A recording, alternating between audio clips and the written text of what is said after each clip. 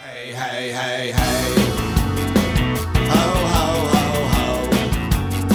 Hey, hey, hey, hey. Ho, ho, ho, ho. Hey,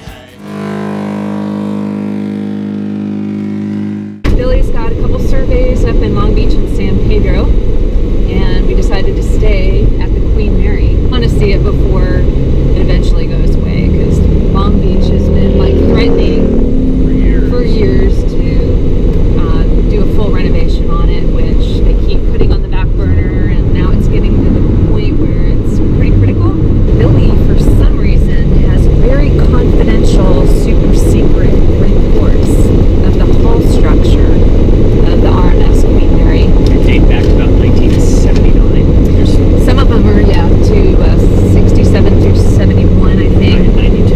And the last survey was performed in 1990, and then there was an alternative use studies that was done in 1992. So there is a lot of confidential, very interesting information in these reports.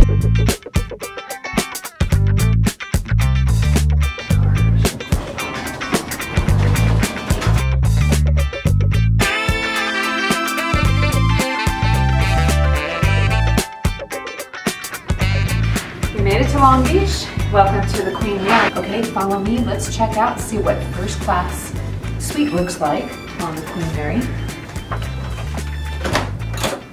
Oh, you're here already. Well, let me give you a tour.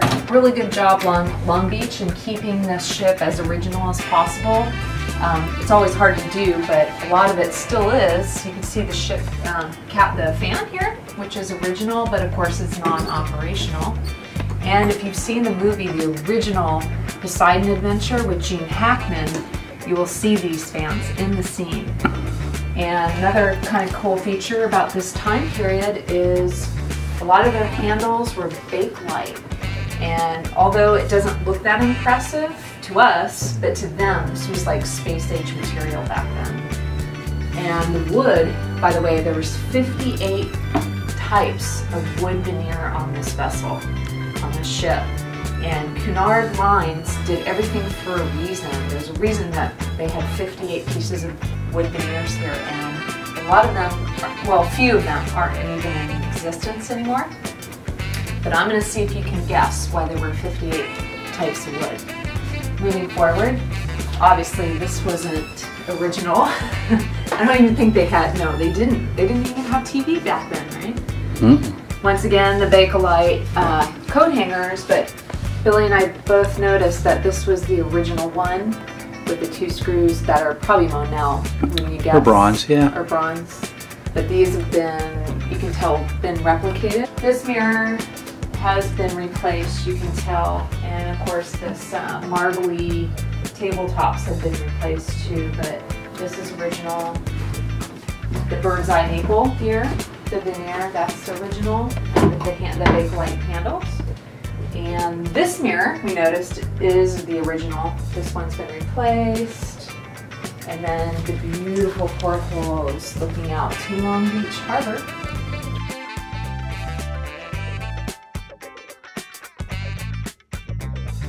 Okay, moving on to the lavatory, or the head, or the bathroom, whatever you call. I'm going to give you a little bit of tidbit of information about the first class passengers. Yep. Welcome to the lavatory. Now check this out. You see this? Can you zoom in on this? Look at these light fixtures. They're so cool. They're push on, push off, push on. Pretty neat. Okay, I'm going to draw a bath. Come on in and I'm going to show you some features of the lavatory, why I draw a bath. 4 fixtures. Why there's 4 is because one set is salt water and one set is fresh water. So let's turn that on. Let's get a bath going. Is this one? There you go. Look at the flow on that thing, by the way. This metal right here is Monel. They have some of the top quality materials on this ship. And Monel is very hard to find, if you can even find it at all today. An interesting factoid about the saltwater and freshwater is that you have to remember back in the 1936, they didn't have desalinization units. So whatever fresh water you had on board is what you had. So they had asked all the passengers to please wash in salt water first and then rinse off in fresh water. But of course the first class didn't take well to that. And the reason being is because when you added soap to salt water, it didn't lather up enough, so they didn't feel like they were getting clean. So the Cunard lines had to develop another kind of soap that would actually suds up in salt water. Spoiled. Sounds spoiled, doesn't it? Sounds like Joy or Dawn, maybe. I know, that's what I was thinking. Maybe that was the development of Joy.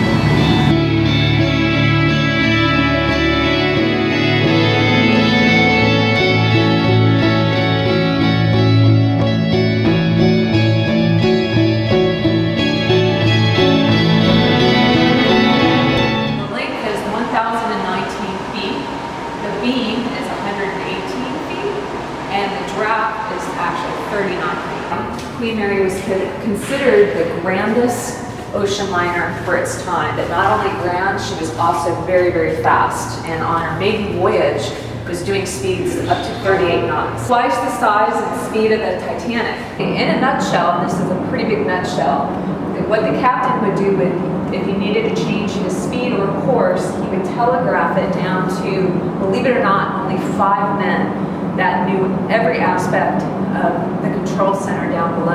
I'll take you to that later too and show you all the turbines. The whole structural elements, the plates, the shapes, and the rivets were all made out of mild steel. Believe it or not, there's 10 million rivets. Point to a rivet. Just put your finger on a rivet right now.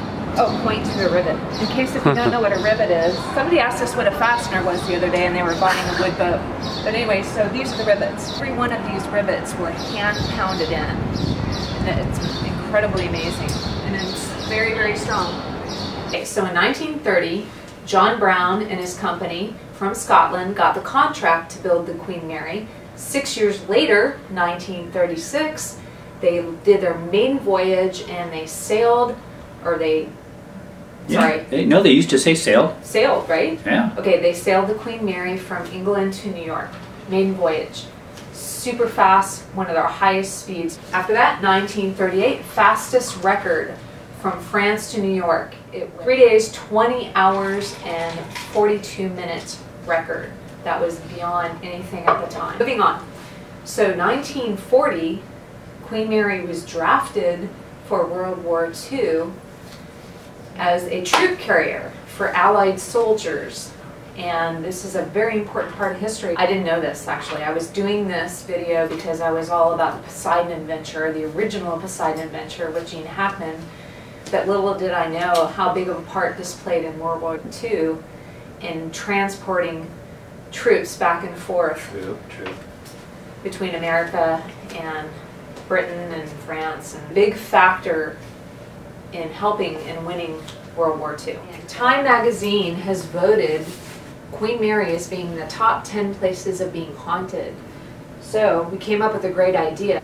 Billy has a thermal imaging apparatus which hooks onto your iPhone, right? So it slips in right here, just like this. And then now we can get a thermal imaging, and what we're going to do is we're going to go through the boat. They do use this, by the way, in ghost hunting. So we're going to walk through the ship right now and see what we can find. I think it'll be pretty interesting. Now you see a normal picture of me, and now what I'm going to show you is a thermal image of me through the flare gun. How hot am I? This time we have the thermal imaging. How hot are you? It's 15 degrees on the bed, but oh, it's Celsius.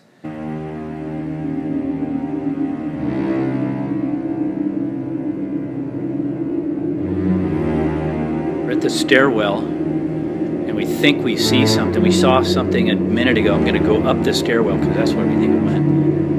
It says crew only. Why is that? Now here we are. See the rail? You can see the rail. Oh! Oh! Oh! Oh no! Oh no! Oh, run! run! Here we are at the Queen Mary engine room exhibit. Oh, we have the concierge here to go in and see the propeller, please. The propeller? I want to swim with the propeller. The propeller is that way. Follow me. Okay. Here's the prop. Arc in here. They were 20 feet in diameter, and it was giving them too much vibration, so they switched it to an 18-foot diameter. And they're rusty as can be. These were pillow block bearings. That is produced by the boilers, and there was 5 boiler rooms in the Queen Mary, but they have taken the boilers out, and the steam gets routed all the way back to here eventually for this turn wheel, this blade, and then this starts cranking very slowly. I think it said it took 9.8 minutes for this to do one entire rotation. Here is the control center. This is where it all goes down. This is the nerve center of the ship. And this is where the captain telegraphs his orders or his direction steering or the speed of the ship. And 5 guys, believe it or not, run all these stations, but they all have to know what every dial and every valve does on this ship. Pretty incredible.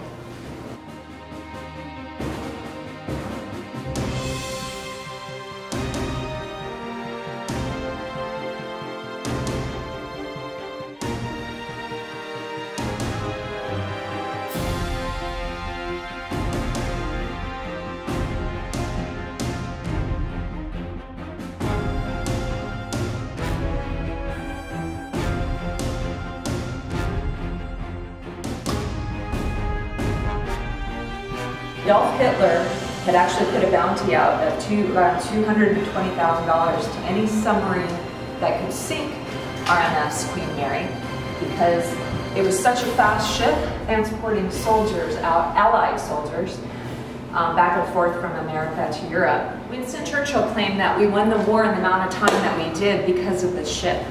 So, good job! Fist bump. 1943, Queen Mary was also known, and it still holds the record today for holding the most souls on board. Check this out, 16,683 souls it was transporting. That was just the bow that they didn't even let us on. And they only had life rafts, I think, for 8,000.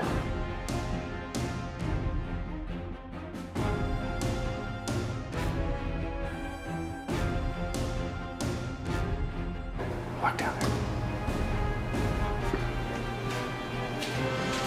Where does this take us? I don't know. We've never been here before. Looks like they're don't. Oh, look at this patch. I do. Hold on. This is, look at that patch. That was a leak. We're below waterline now, but we're coming down too. Looks like that room. Looks like a haunted house. I'm back from work.